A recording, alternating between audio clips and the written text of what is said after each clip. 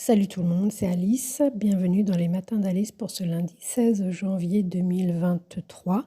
La lune est encore en Scorpion et nous avons avec nous la reine d'épée. La reine d'épée, on a d'un côté une reine, c'est-à-dire une figure d'autorité pour nous, et de l'autre côté les épées qui sont l'énergie du tarot qui représente la capacité de diffusionner.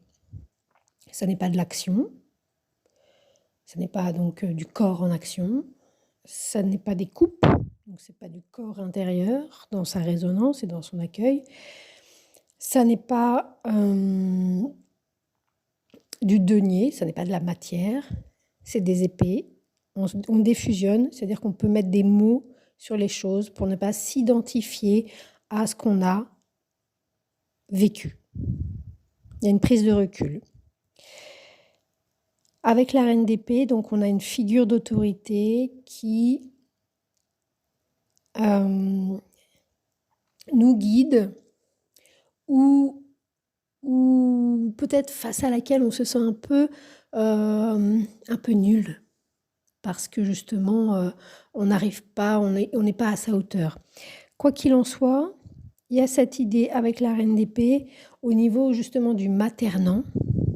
Il y a quelque chose qui fonctionne pas dans le maternant, en ce sens que la reine d'épée, elle n'est pas là pour faire des bisous.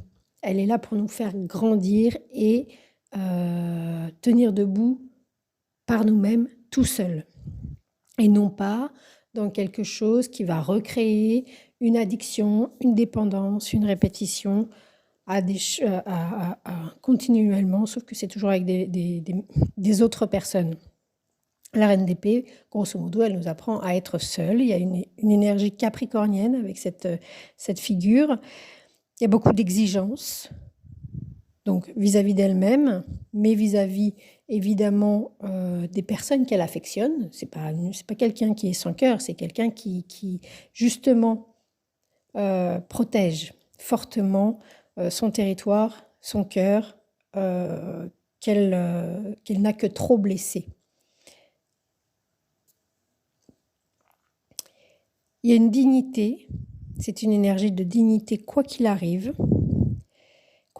parce qu'évidemment c'est une énergie qui nous parle de choses d'éprouvées, douloureux, difficiles, de souffrance, de séparation, de divorce, de solitude, etc. Mais c'est vraiment au bout du compte, quand on continue le chemin, apprendre à se tenir droit et accueillir les gens en les écoutant, en écoutant ce qu'ils disent et non pas en les prenant pour des bébés. Donc, c'est d'adulte à adulte. Et justement, il n'y a pas de crise, ça va bien se passer et on souffle, on respire. Il y a une droiture malgré les désillusions. Il y a une discrétion, elle n'est pas là pour se faire remarquer. Et de ce fait, elle fait référence. Donc elle sait, elle a traversé et elle peut se positionner et nous apprendre par cet aspect référentiel à nous positionner nous-mêmes vis-à-vis des choses qui nous... par rapport à tout ce qui est dépression.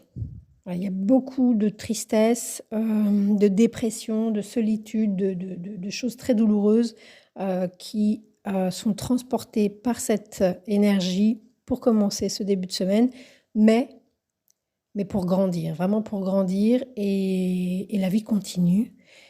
Et on va pouvoir nous-mêmes faire face au monde sans illusion, tel qu'il est. Deux petites choses peut-être à dire en plus. D'un côté, l'aspect au maternel, et même je dirais mieux au maternant, qui n'est pas possible.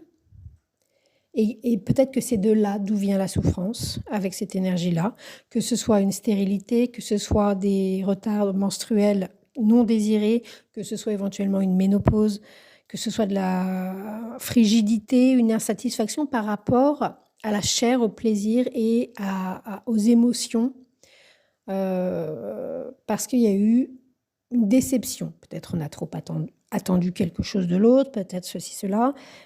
On se repositionne. Il peut y avoir donc un rapport au maternant, à la belle-mère, à une rivale. On garde les émotions à distance. Par ailleurs, le deuxième point que je voulais souligner avant de terminer cette petite vignette du jour, c'est que on peut également être attentif à l'aspect critique et rabat-joie, voire persécuté et limite paranoïaque, voire complètement paranoïaque de cette énergie qui peut nous enfermer dans ce qu'on pense et dans notre pensée, en étant persuadé que c'est la réalité, que c'est la vérité, et du coup en étant complètement sourd à l'altérité, au fait que on n'est pas le centre du monde. C'est ça que nous apporte, et c'est de ça dont nous enrichit l'énergie de cette belle reine d'épée. C'était Alice.